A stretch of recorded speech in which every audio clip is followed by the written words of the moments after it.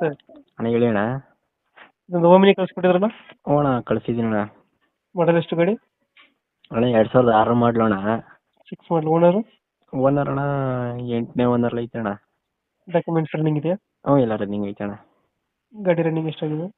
ಗಾಡಿ ರನ್ನಿಂಗ್ ಅಣ್ಣ 70,000 ಹೊಡೈತೆ ಅಣ್ಣ. Tyre condition?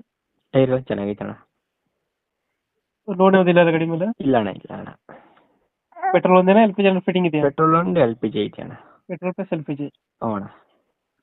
ಸೀಟಿಂಗ್ ಎಷ್ಟು ಗಾಡಿ ಇದು? ಸೀಟಿಂಗ್ 8 ಸೀಟ್ರ್ ಗಾಡಿ ಅಣ್ಣ. 8 ಸೀಟ್ರಾ? ಹ್ಞೂ ಅಣ್ಣ.